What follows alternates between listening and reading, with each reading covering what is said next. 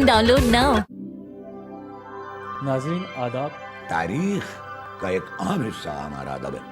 कम किताबों में ज़ाती बसीरत का इजहार मिलता है। उस्तादों के घरों के दरवाजे तालिब इल्मों के लिए हर वक्त खुले रहते हैं। कहानी को पूरी तरह ऑब्जेक्टिव होना चाहिए। कोई भी किताब मुकम्मल किताब नहीं होती है। उर्दू और हिंदी बहुत ज़्यादा मुख्तलिफ एक दूसरे से नहीं है। कुछ उसूलों का नशा था, कुछ मुक़द्दस ख्वाब थे, हर ज़माने में शहादत के यही असबाब थे। नाज़रीन आदाब। प्रोग्राम किताबों की दुनिया में मैं आप सभी का इस्तकबाल करता हूँ। आज हम गुफ्तगू करेंगे डॉक्टर खलीक अंजुम साहब की बहुत ही मशहूर मारूफ किताब जिसका नाम है मुझे सब है याद ज़रा ज़रा। और हमारे साथ इस किताब पर गुफ्तगू करने के लिए मौजूद हैं प्रोफेसर सदीक़ुर रहमान क़िदवई साहब, जो किसी भी तरह से इल्मी और अदबी दुनिया में मोहताज तारुफ़ नहीं है। आप गालिब इंस्टीट्यूट के सेक्रेटरी हैं और जवाहरलाल नेहरू यूनिवर्सिटी के साबिक़ उस्ताद हैं। डॉक्टर साहब, इस प्रोग्राम में आपका मैं दिल की गहराइयों से इस्तकबाल करता हूँ। डॉक्टर साहब, इस किताब पे गुफ्तगू करने से पहले मैं सबसे पहले ये चाहूँगा कि आप ये बताएं हमारे नाज़रीन को कि इल्मी और अदबी दुनिया में डॉक्टर खलीक अंजुम साहब का क्या मकाम है। देखिए, खलीक अंजुम साहब उन लोगों में हैं जिन्होंने अपनी अदबी ज़िंदगी बहुत ही कम उम्र में शुरू की। कम उम्र इन मानों में कि जिस वक्त लोग सिर्फ पढ़ते लिखते रहते हैं और अपनी तरबियत ही करते हैं, उस वक्त उन्होंने लिखने पढ़ने के साथ साथ दरसी कामों के साथ साथ मज़ामीन लिखने शुरू कर दिए थे, तहक़ीक़ शुरू कर दी थी। और जिन सोहबतों में वो बैठते थे वो सब बड़े अपने ज़माने के मुहक़्क़िक़ थे और नहायत बाअदब उनके सामने रहकर उन्होंने वो सब कुछ सीखा जो उनके ज़माने में तहक़ीक़ के आदाब थे। तहक़ीक़ से उनको ख़ुसूसन दिलचस्पी थी।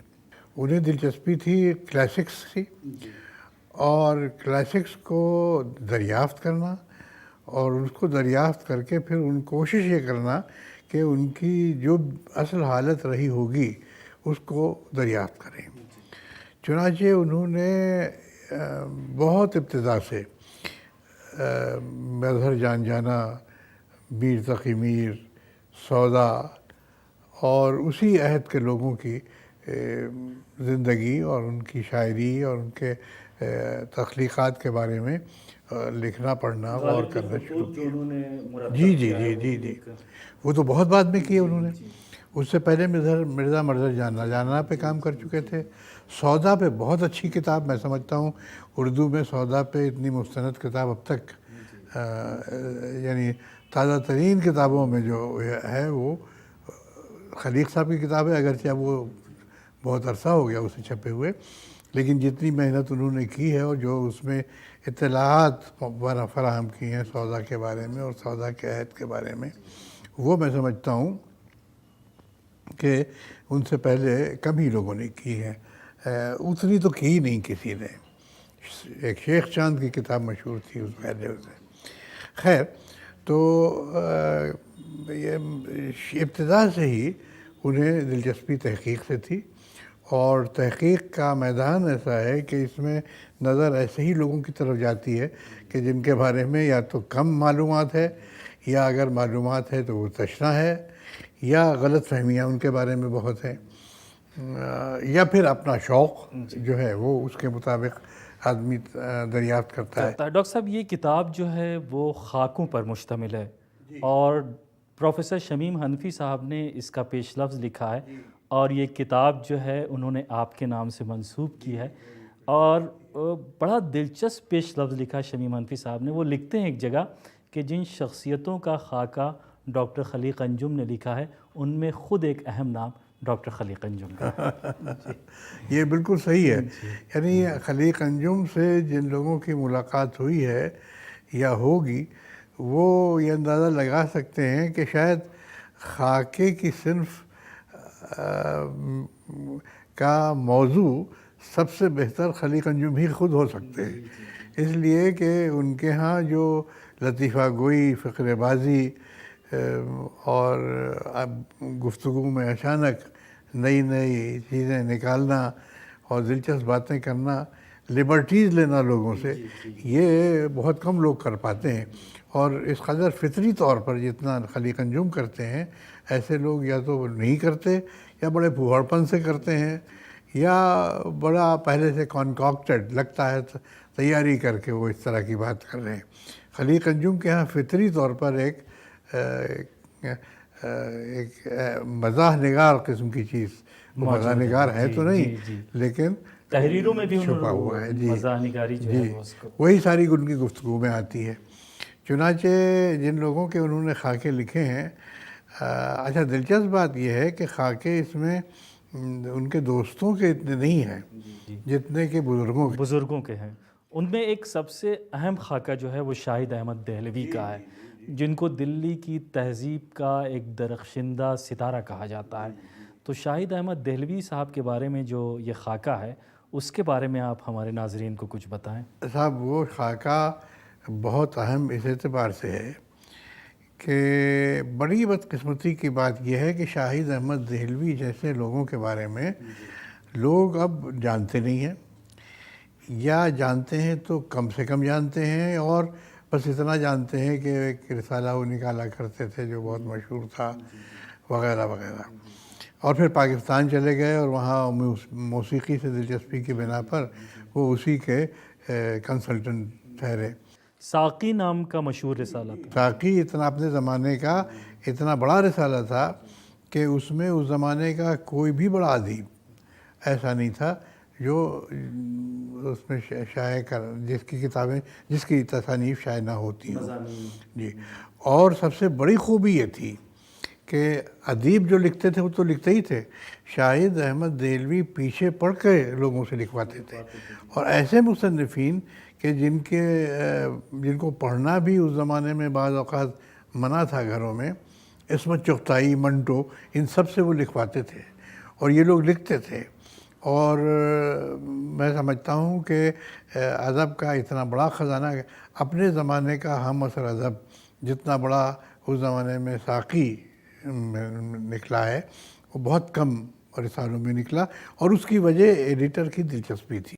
ایک اور خاکہ اس میں ہے رشید احمد صدیقی کا، جن کا قد جو ہے وہ علمی دنیا میں بہت ہی معتبر ہے، بڑا اہم ہے، تو اس کے بارے میں آپ کچھ اظہار خیال فرمائیں۔ جی، رشید احمد صدیقی صاحب زمانے کے ان لوگوں میں تھے کہ جنہوں نے بھی انہیں دیکھا اور جنہوں نے انہیں نہیں بھی دیکھا، صرف ان کو پڑھا ہے، ان کے دل و دماغ میں ان کا کردار، ان کی شخصیت نقش ہے، اور وہ نہ صرف بڑے ادیب اور بڑے مصنف تھے، بلکہ اپنے زمانے کے اساتذہ میں، اردو کے اساتذہ میں ان کا بڑا مرتبہ تھا۔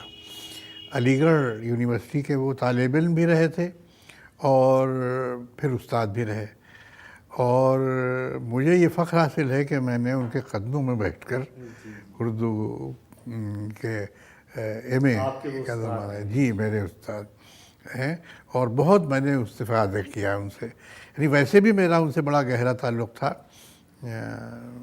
میرے والد کے دوستوں میں تھے، اور اس کے علاوہ بچپن سے ہمارا زمانہ وہ تھا کہ جس میں یہ چھوٹے بڑے کی تمیز ذرا کم ہوا کرتی تھی، بعض چیزوں میں ہوتی تھی، بہت تھی، لیکن اس کے باوجود جہاں تک پڑھنے لکھنے کا تعلق تھا، وہاں کچھ چیزیں ایسی تھیں کہ جو سب لوگ پڑھتے تھے اور ہمت افزائی کی جاتی تھی کہ آپ پڑھیں۔ ہر گھر میں وہ کتابیں ہوتی تھیں، جیسے رشید صاحب کی کتابیں ہر گھر میں ہوتی تھیں، اور ہر رسالے میں ان کے مضامین آیا کرتے تھے، اور ہر محفل میں ان کے لطیفے، ان کی باتیں، ان کے چٹکلے ہوتے تھے۔ مزاح نگار کی حیثیت سے اور طنز نگار کی حیثیت سے وہ بہت مشہور تھے، اور ان کی شخصیت بھی کچھ ایسی تھی کہ کچھ بنا بھی رکھا تھا انہوں نے ایسا اپنے آپ کو، اور کچھ مسکہ خیز ایک حالہ تھا جو ان کے گرد تھا، لیکن تھے بے حد وضاقتہ کے آدمی، بہت مہذب، مشرقی یو پی سے ان کا تعلق تھا، جونپور سے۔ علی گڑھ کی پرانی تہذیب اور تعلیم جو تھی وہ رس رس میں تھی ان کی، اور وہ سمجھتے تھے کہ علی گڑھ بس حرف آخر ہے اس دنیا کا، وہ خطہ ہے کہ جس کے بعد شاید کوئی اور خطہ نہ ہو. اور بلکہ کہتے تھے وہ کہ جب کوئی بہت اچھا آدمی مجھے ملتا ہے اور اس سے گفتگو ہوتی ہے اور پتہ چلتا ہے کہ یہ کتنا کہاں کہاں رہا ہے کیا ہے، اور پھر اچانک معلوم ہوتا ہے کہ علی گڑھ کا پڑھا ہوا نہیں ہے، تو میرا دل کہتا ہے ہائے کیا کسر رہ گئی. جی تو یہ اس طرح کی باتیں کیا کرتے کرتے ہیں. خلیق انجم صاحب نے ایک بڑی دلچسپ بات ان کے بارے میں اس کتاب میں تحریر کی ہے کہ وہ ایک اچھے ادیب کے ساتھ ساتھ ایک اچھے انسان بھی تھے، مذہبی رواداری بھی تھی، شریف النفس بھی تھے اور بہترین طبیعت کے آدمی تھے. جی دیکھیے اس زمانے میں جو ہماری طالب علمی کا زمانہ تھا، اور ان لوگوں کا، یہ ان بزرگوں کی جو شخصیتیں تھیں وہ ایسی تھیں کہ استادوں کے گھروں کے دروازے طالب علموں کے لیے ہر وقت کھلے رہتے تھے. یعنی میرا کبھی ایسا موقع نہیں ہوا کہ میرا جی چاہے کہ میں رشید صاحب کے یہاں جاؤں اور کوئی رکاوٹ آئے اور میں وہاں پہنچوں اور وہ نہ ملے. یعنی اور پھر وہ گھنٹوں بیٹھ کر جس قسم کی گفتگو کرتے تھے، باتیں کرتے تھے، وہ اپنے قسم کی عجیب و غریب باتیں ہوتی تھیں، اور لطیفے بھی سناتے تھے. لطیفے کیا، میں بیٹھا تھا ان کے یہاں، ایک خط آیا پاکستان سے، اس میں ایک مشاعرے کی روزات تھی، مجھے خط انہوں نے دے دیا. اچھا بولتے بہت کم تھے، مسکراتے زیادہ تھے، اور جملے نکلتے تھے تو بس وہ ایسے ہی نکلتے تھے کہ جس پہ آپ ہنسیں. خیر تو میں نے پڑھا پوسٹ کارڈ، تو اس میں یہ لکھا ہوا تھا کہ مشاعرہ تھا، بہت بڑا مشاعرہ تھا، اتنا بڑا مشاعرہ تھا کہ پاکستان میں کم ہوئے ہیں، اور کوئی بہت بڑا آدمی صدارت بھی کر رہا تھا. ایک صاحب ایسے پہنچے جن کے اوپر ہوٹنگ بہت ہو رہی تھی، اور ان پر ہمیشہ ہوٹنگ ہوتی تھی. تو جب صدر نے بہت خوشامد کی تو لوگوں نے کہا اچھا ہم سنیں. تو پھر بھی ہوٹنگ رکی نہیں، تو انہوں نے کہا کہ اچھا ایک نعتیہ میں اشعار ایک چند سناتا ہوں، وہ سن لیجئے. تو لوگوں نے کہا کہ بھئی نعتیہ اشعار ہیں، حضرت محمد کی تعریف میں ہوں گے، تو خاموشی سے سن لو. تو انہوں نے شروع کیا اپنا کلام کہ میرے مولا بلا لے مدینے مجھے. اب اس پہ بڑا ہنگامہ ہوا کہ یہ تو ان کا شعر ہے ہی نہیں، یہ تو مصرع جانے کب سے مشہور ہے. لوگوں نے کہا نہیں آپ یہ تو دوسروں کا سنا. ان کا نہیں سنو تو پورا شعر موری غزل سنو، اس کے بعد کہنا. خیر بہت خاموش کرنے پہ جب لوگ چپ ہوئے تو انہوں نے شعر سنایا، میرے مولا بلا لے مدینے مجھے، جینے دیتے نہیں یہ کمینے مجھے. تو اس طرح کے ان کے پاس آتی تھی چیزیں، لوگ جان بوجھ کر بھیجتے تھے اور وہ دوسروں میں وہ دیتے تھے. لیکن ان کا اپنا لکھنے کا جو انداز تھا وہ بڑا شائستہ. ایک تو اس میں مزاح بہت ہوتا تھا، لیکن مزاح میں کہیں بھی وہ اپنی مہذب ڈگر سے ہٹتے نہیں تھے، اور کسی کے ساتھ بھی وہ کھل کھیلنے کا تو ان میں ایک مرض تھا، سبھی کے ساتھ کھل کھیلتے تھے. لیکن اس کے ساتھ ساتھ یہ ایک حد احترام اور حد ادب جو تھی وہ ہمیشہ قائم رہتی تھی. ڈاکٹر صاحب اس کتاب میں خلیق انجم صاحب نے دلی شہر کے بارے میں یہ لکھا ہے کہ دلی صرف ایک شہر ہی نہیں بلکہ ہماری گنگا جمنی تہذیب کی ایک بہت بڑی علامت ہے، اور اس کی وجہ یہ لکھی کہ اس شہر میں پنڈت تربھون ناتھ زار زوتشی دہلوی بھی رہتے ہیں کہ جو کہ ہندوستانی تہذیب اور ملی جلی گنگا تہذیب کی خوبصورت علامت ہے. جی دیکھیے تربھون ناتھ زوتشی زار دہلوی جو تھے، یہ یعنی ان لوگوں میں تھے کہ سائل اور زار اور یعنی داغ کے شاگردوں کی جو ایک پوری وہ تھی قطار، ان میں یہ لوگ ہوا کرتے تھے. بے خود جن لوگوں کو میں نے دیکھا ہے، زار کو میں نے دیکھا، بے خود صاحب کو میں نے دیکھا، اور یہ سب کے سب اپنے اپنے قسم کے عجیب و غریب لوگ تھے. ان میں کوئی بھی ایسا نہیں تھا کہ جس کا آپ دوسرے سے تقابل کر سکیں، اور سب کی اپنی انفرادیت تھی. شاعر بہت اچھے تھے اور فخر کرتے تھے وہ اپنے اسٹائل پر، اپنے اس اپنی خوبی پر کہ انہوں نے داغ سے بہت کچھ سیکھا ہے، اور اسی وجہ سے خود ان کے شاگردوں کی بڑی بڑی پلٹنیں تھیں جو سارے ہندوستان میں آپ کو دکھائی دیتی تھیں، اور یہ فخر ہوا کرتا تھا کہ آپ شاگرد کس کے ہیں، بے خود کے ہیں کہ زار کے ہیں کہ کس کے ہیں۔ زار صاحب کو بھی میں نے آخر عمر میں دیکھا ہے، ان لوگوں کی عمر 100 کے قریب ہوئی ہے تقریباً، اور بلکہ زیادہ ہی ہوئی ہوگی۔ اچھا، تو زار صاحب کے ساتھ یعنی کئی نسلوں کا ایک سرمایہ تھا جو ان کی شخصیت میں شامل تھا۔ کشمیری تھے نسلی اعتبار سے، لیکن آپ کو معلوم ہے کہ کشمیر کے لوگ جو کشمیر سے نکل کر آباد ہوئے دہلی میں، لکھنؤ میں، مختلف جگہوں پر، ان کی اپنی اپنی الگ بستیاں تھیں۔ بازار سیتارام، اس کے ارد گرد نہرو جی تو وہیں پیدا ہوئے، یہ سب لوگ، تو یہ ایک ان کی آبادیاں تھیں، اور ان کے ساتھ ساتھ ان کا ایک کلچر ڈیولپ ہو رہا تھا، اور اسی کلچر میں سب سے بڑی ان کی جو بات تھی، جو نشان امتیاز تھا، وہ اردو زبان اور اردو شاعری تھی۔ چنانچہ اور ایک دو نہیں، سبھی شاعر ہوا کرتے تھے اس زمانے میں، تو اچھے برے ہر طرح کے۔ تو زار صاحب بھی جو تھے وہ اپنے زمانے کے بڑے مستند اور اچھے شاعر تھے، اور مدرس بھی تھے، پڑھاتے بھی تھے گھر پر بھی اور کالج میں بھی دہلی میں، اور انہوں نے گویا کہ دہلی کی تہذیب کے جو ایک آن بان تھی، ان کا لباس، ان کے وہ آداب نشست و برخاست، ان کی زبان، ان کا سلوک اور رویہ اپنے شاگردوں، اپنے دوستوں کے ساتھ، چھوٹوں کے ساتھ، وہ سب کے سب اپنی جگہ پہ وہ تھا کہ جسے آج کل کی زبان میں ہم کہتے ہیں نا، یہ لوگ ماڈلز تھے، اور ان کے پاس، یعنی ہمیں یاد ہے ہمارے بچپن میں اور بڑے ہونے تک ہمارے بزرگوں کا جو طریقہ تھا وہ کیا تھا، ہم بہت چھوٹے تھے لیکن ہمیں بھیجا جاتا تھا کہ آپ جاؤ ان لوگوں کے پاس بیٹھو۔ اچھا بیٹھو تو کیا ہم ان کے ساتھ بیٹھ کے کیا کرتے، ان سے گفتگو تو کر نہیں سکتے ہیں بزرگوں کے ساتھ، لیکن مقصد ان لوگوں کا یہ ہوتا تھا کہ کچھ سنو گے، کچھ پلے پڑے گا اور کچھ سیکھو گے خود بخود قدرتی طور پر۔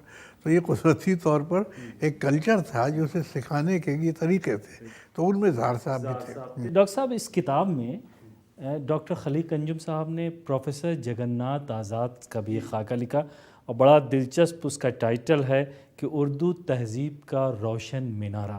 وہ ماہر اقبالیات بھی تھے اور اردو ادب میں ان کا بہت اہم نام ہے۔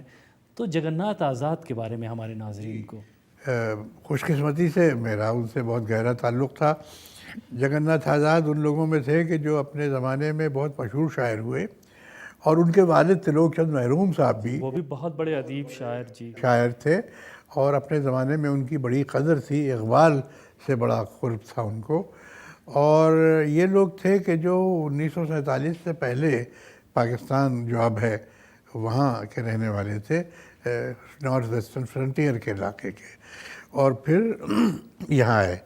شاعری پہلے سے کرتے تھے اور اپنے زمانے کے مشہور شاعروں میں تھے۔ جگناتھ آزاد نے بھی اپنے والد محترم سے اور اپنے بزرگوں سے، جن میں زار اور بے خود اور یہی سب لوگ تھے، ان سب سے سیکھا تھا، اور ان میں خود شوق مطالعے کا بہت زیادہ تھا۔ شاعری کا شوق تو ان کو ملا تھا ورثے میں، لیکن مطالعے کا بڑا شوق تھا، اور انہیں خاص طور سے اقبال سے بڑا تعلق تھا۔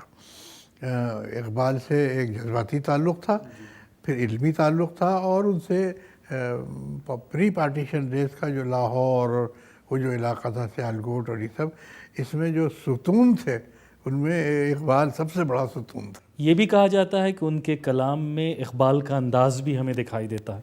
یہ تو میں بھائی کسی کے بارے میں نہیں کہوں، تو یہ بڑائی نہیں ہے کا، یا کسی بھی بڑے شاعر کے کلام کا انداز اگر کوئی اور اڑا لے تو یا تو وہ بڑا شاعر نہیں ہے جس کا انہوں نے کہا، یا وہ ایسے ہی ہے، تو یہ بڑائی نہیں ہے۔ خلیق انجم صاحب نے اس بات پر کافی زور دیا ہے اس مضمون میں کہ ان کے کلام میں جو ہے وہ اقبال کا بھی انداز ہمیں دکھائی دیتا ہے۔ مجھے لگتا ہے کہ خاکہ نگاروں میں جہاں بہت سی خوبیاں ہوتی ہیں وہاں ایک مروت بھی ہوتی ہے تو یعنی اقبال کے قائل وہ بہت تھے اور اقبال سے بہت کچھ انہوں نے لیا اور چاہا کہ اقبال کے جو اقدار تھیں وہ ان کی شاعری میں آئیں، لیکن اقبال کا جیسا ایک مصرع بھی اگر کوئی کہے تو وہ بہت بڑی بات تھی۔ تو میں یہ کسی کے لیے بھی ماننے پہ تیار نہیں ہوں کہ وہ اقبال کا اثر ان کے ہاں اس اعتبار سے ہے۔ اور یعنی اقبال کی بڑی شاعری تو جانے دیجیے، وہ ابتدا کی غزلیں، نہ آتے ہمیں اس میں تکرار کیا تھی مگر وعدہ کرتے ہوئے یار کیا تھی، یہ اس قسم کی شاعری بھی لوگ نہیں کر پائے ہیں، تو اور چیزیں تو الگ ہیں۔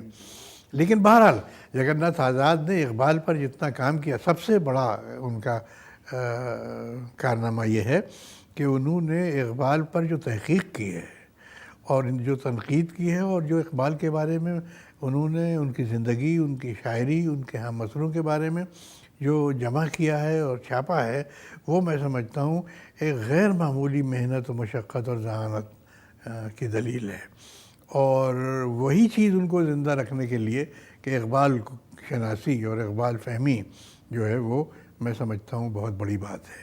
اور خود بڑے اچھے شاعر بھی تھے، اور وہ ان لوگوں میں تھے کہ جن پر یعنی یہ جو تقسیم ہند ہوئی اس کا بڑا گہرا اور بہت برا اثر پڑا، چنانچہ ان کی شاعری میں آپ اس کا اثر پائیں گے۔ ڈاکٹر صاحب یہ اس کتاب میں استاد رسا کا بھی ذکر ہے، جی اور جی خلیق انجم صاحب نے بڑی دلچسپ بات لکھی ہے کہ اگر استاد رسا کو کسی نے نہیں دیکھا اور آدھی دلی دیکھی تو اس نے کچھ نہیں دیکھا، اس لیے کہ آدھی دلی تو خود استاد رسا تھے۔ جی جی جی دیکھیے کچھ لوگ ایسے تھے اور ہر جگہ ہوتے ہیں کہ جو جس جگہ رہتے ہیں اس کی خاک کے ذرے ذرے کو گویا کہ وہ اپنے اندر کسی نہ کسی طرح سے سمو لیتے ہیں، اور وہ اس بات پر فخر کرتے ہیں کہ یہ ہمارا شہر ہے، یہ ہماری زندگی ہے، یہ ہمارے لوگ ہیں، ہم ان میں رہے ہیں اور بڑے ہوئے ہیں۔ اور پہلے یہ زمانے وہ تھے استاد رسا کے اور لوگوں کے کہ کمیونیکیشنز تھے، شروع تو ہو گئے تھے بہت لیکن کم تھے، تو لہٰذا ایک علاقے کا دوسرے علاقے سے رابطہ کم تھا، کم لوگ آتے تھے باہر سے، کم لوگ جاتے تھے دلی سے باہر، اور اس طرح سے رابطہ ہونے کے باوجود بھی ایک طرح کی ایکسکلوسیونیس جسے کہتے ہیں انگریزی میں آپ، کہ یعنی ایک اپنی دنیا میں آپ مگن رہنا، یہ ہر علاقے کا ایک یہ خصوصیت بن گئی تھی۔ اور خاص طور سے وہ لوگ کہ جو اس علاقے سے باہر نہیں جاتے تھے یا اگر اس علاقے میں ہی رہتے تھے اور اس کی زندگی کو سے لطف اندوز ہوتے تھے تو وہ ہر چیز کو اپنے اندر سموتے تھے، اور لوگ بھی ان کے پاس جا کے جو بیٹھتے تھے، جس قسم کی گفتگو ہوتی تھی، وہ سب کے سب ایک علامت بن جاتے تھے ایک خاص دور کی، ایک خاص قسم کی زندگی کی، اور ایک ایسے شہر کی کہ جو اس اعتبار سے بہت محدود بھی ہے کہ اس کے محلے ہیں، محلے میں رہنے والوں کے اپنی خصوصیات ہیں، اور وہ سب کے سب جو ہیں وہ کہیں کسی دوسرے شہر میں آپ کو نہیں ملیں گی۔ یعنی لکھنؤ کی تہذیب اپنی جگہ پر ہے جو ہے، وہاں کے لوگ اس پہ فخر کرتے ہیں، لیکن جو دلی کی تہذیب ہے وہ وہاں اس لیے نہیں ملے گی کہ دلی کی تہذیب کے اندر جو کچھ اندر بڑھا ہے، پلا ہے، وہ وہاں بالکل دوسرے انداز سے ان کے طریقے پہ پلا بڑھا ہے۔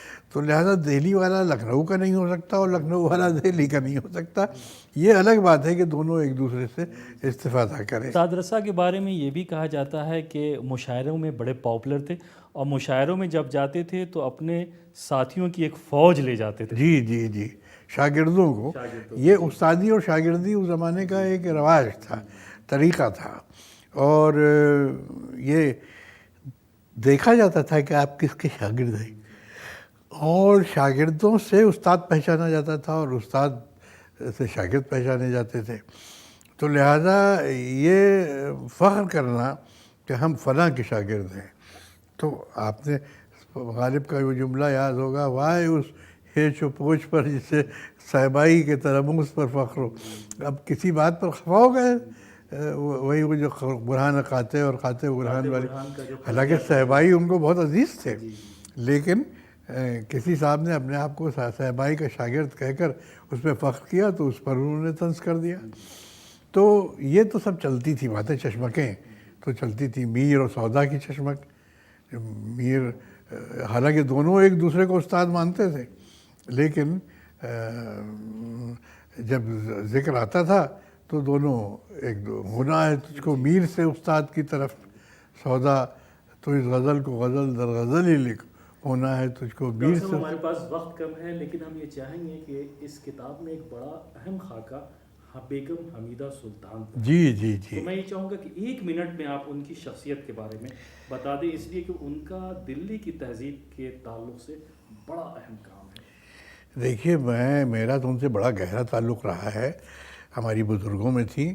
اور دہلی کی تہذیب کے واقعی یعنی یہ وہ زمانہ تھا جب دہلی کی تہذیب اس اعتبار سے ختم ہو رہی تھی اور اس کا ماتم ہو رہا تھا کہ یا تو پارٹیشن کے بعد لوگ چلے گئے تھے، یا جو رہ گیا تھا وہ بہت کم تھا، اور باہر سے مائیگریشن یہاں بہت ہو رہا تھا. اور دوسرے یہ کہ وہ جس خاندان سے تعلق رکھتی تھیں وہ واقعی دلی میں پلا بڑھا اور دلی کی روایات کا امین تھا. غالب خاندان لوہارو سے تعلق تھا ان کا. اور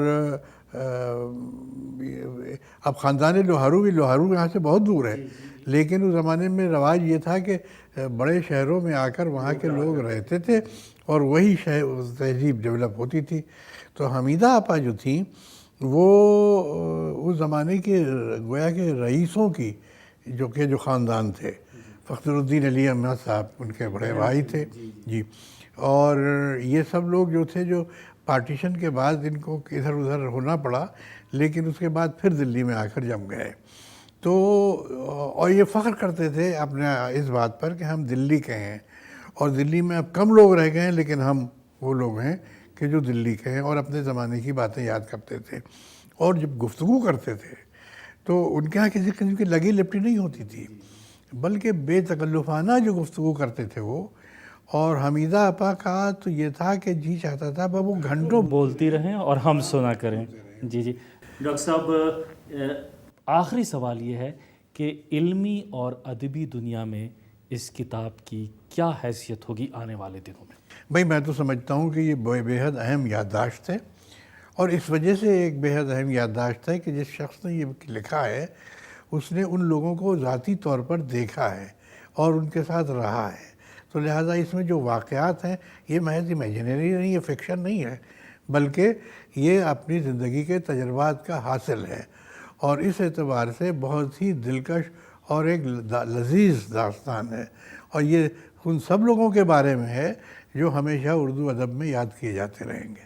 بہت بہت شکریہ ڈاکٹر صاحب، آپ نے اس کتاب کے بارے میں ہمارے ناظرین کو بہت اہم اطلاع بہت شکریہ. بڑی تو ناظرین، ہم گفتگو کر رہے تھے ڈاکٹر خلیق انجم کی بہت مشہور و معروف کتاب مجھے سب ہے یاد ذرا ذرا، اور ہمارے ساتھ گفتگو کرنے کے لیے موجود تھے پروفیسر صدیق الرحمان قطوئی صاحب.